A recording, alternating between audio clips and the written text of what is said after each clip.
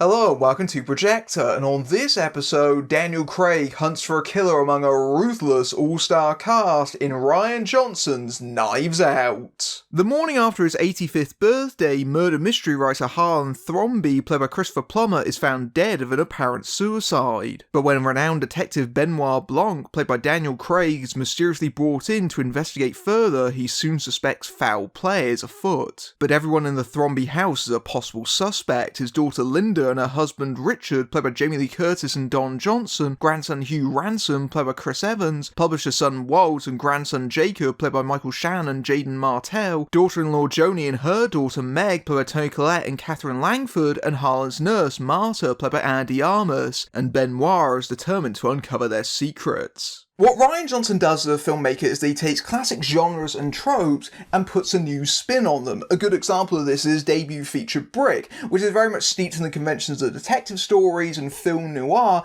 but placed in a high school setting, which gives it a totally new angle and helps satirise the self-importance of that period in your life. The Brothers Bloom is a takeoff on caper movies. Looper toys around with the expectations of time travel stories. And of course, The Last Jedi plays around with what we expect from a Star Wars movie to very divisive effect. I know there are many people that love The Last Jedi, just as many hate it, and unfortunately I'm one of those people that was stuck in the middle, in that I appreciated what Johnson was trying to achieve. I think there are some ambitious ideas in there, but at the same time I did feel a little bit disappointed by it. I don't think that some things really work in it, but I at least respected that it was trying to do something a little bit different but also familiar. But now Johnson's back with Knives Out, which is very much a takeoff on the murder mystery, the whodunnit. And that's something that's very much fallen out of favour in recent years. It's very rare that you see a movie actually attempt to do a murder mystery story that isn't based on Agatha Christie. I mean, only a few years ago we got Kenneth Branagh's take on Murder on the Orient Express, and I thought in that case Branagh really struggled to modernise the material and make it relevant. There's a lot of additions and theatrics that I just don't think work for that kind of story. But nevertheless, it was quite successful, but otherwise you'd have to stretch really far back. It's the kind of movie that had fallen by the wayside, especially after the 70s. Clue was probably one of the major examples of it, and that was meant to be a bit of a send-up, and even then that was a massive flop back in the day. Of course, Johnson isn't the only one who's had a go at trying to modernise the whodunit recently. Adam Sandler had a go earlier this year with Murder Mystery on Netflix, which is just as flat and uninspired as that title is, and is dreadfully unfunny and not especially all that clever, unlike Knives Out, which very much succeeds where that movie failed. It's clear that Johnson has a lot of love for these kind of movies and this kind of material, and boy does that show on screen. Right from the outset, Knives Out feels very relevant and contemporary, especially when you consider that a lot of other murder mysteries set themselves in the past as period pieces. They antique themselves in that way, as if to say that the genre itself is old-fashioned. Knives Out does not, because Johnson's main aim here is to take the classic staples of those kind of stories and put them on a modern framework with more twists, more turns and surprises. And Johnson also knows that we're aware of how these games are usually played. We're aware of the structure and the rhythms of murder mystery stories, and cunningly he uses those against us. But for the first act of the movie, it's very much traditional in the sort of patterns that you see, in that the early stage of the film are all about setting up all the various members of the family, and we're getting one-on-one interviews with them, very much in a sort of Agatha Christie style. You know, traditionally, that would be how these kind of stories would go. And then Johnson throws us for a little bit of a loop. Essentially, what Johnson does is that he turns the game on its head somewhat. but at the same time doesn't betray the genre that it's supposed to be in. And that's exactly what you want out of a good whodunit. You want something that throws you out of your complacency and makes you question all the assumptions you've made about what you've seen so far. You thought something was one way, turns out it's something else. That kind of wrong footing, that kind of sleight of hand, is exactly the kind of mechanic that the murder mystery relies upon. We're all familiar with red herrings, that they're deliberate distractions meant to throw us off the scent. And you can almost hear Johnson cackling to himself as he throws in turn after turn after turn, and every time he does so, the stakes change dramatically and makes us question what kind of story we're even watching at certain points. And it very much feels like a different kind of story than we've been familiar with. That makes Knives Out feel extremely fresh. And if it sounds like I'm being very vague, then that's by design. Part of the joy of watching the film is seeing it unfold for the first time, watching the narrative essentially go around like a roller coaster, doing things that you might not necessarily expect it to do, but actually do make sense. Johnson isn't just throwing these things in there just because it's something unpredictable.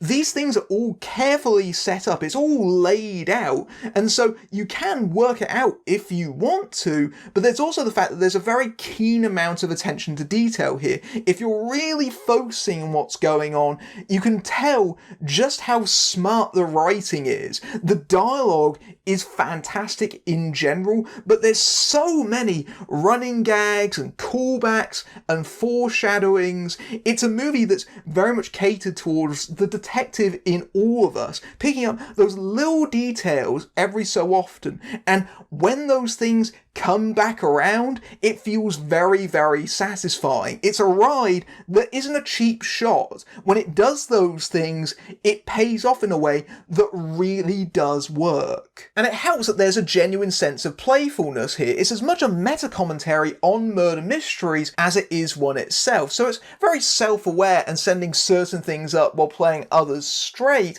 but as an audience member, it always has you in the palm of its hand. I've seen it play to a packed crowd who are all laughing and cheering at all the right moments, and it just goes to show just how good Johnson's writing and direction here is. It is incredibly funny, but also quite compelling on its own terms as a mystery, and that is quite an accomplishment. We as an audience are enjoying playing the game and being fooled right along with it. And you can see this in Daniel Craig's performance as Benoit Blanc, who is as much an archetypal example of the kind of sleuth at the centre of these stories as much as he's a send-up of them. But that comes gradually over time.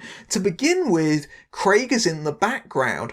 Literally, in his first few scenes, he's just sat there listening to the Thrombey family interviews while they're being introduced, and you might be forgiven for not noticing that he's actually there at first, because a lot of the time, he's just simply out of focus. But this makes sense given that Blanc says that he's an observer. He just watches on and sees where the truth lands, and that's exactly what he does. And this establishes him as being very observant and very much watching at all times, even when we're not really seeing him on screen. There's a moment where Marta walks out into the garden and he's sat there in the shadows and they're having this conversation, and when they cut to Blanc's close-ups, he's actually still shrouded in the shadows. He has to slightly lean forward, and again, you'd be forgiven for thinking that he wasn't actually there in the first place. But that's exactly the kind of detective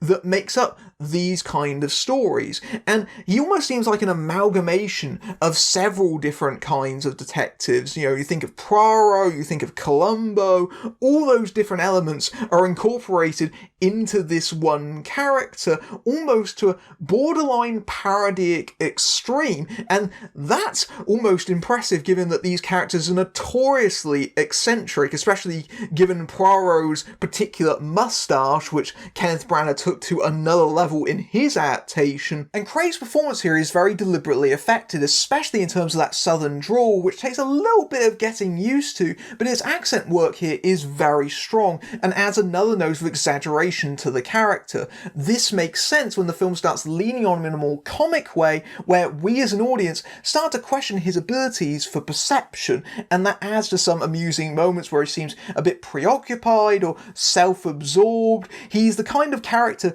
that thinks he's the centre of attention in the story, when in actuality, he's not. And alongside Craig, got this great ensemble cast, most of whom are playing the Thrombies, who are absolutely terrific as they play off of each other. The Thrombies themselves are a merciless satire of the upper classes. Johnson injects a lot of current political humour into the proceedings, which, while probably dating this movie to its current moment, right now makes it feel very modern and relevant, and also lets you know that you're not supposed to like any one of these characters. And while they have their own individual personalities and quirks, they don't like other characters, or they might have more liberal viewpoints than others, it doesn't really matter because they're all different heads on the same Hydra. They're all monstrous.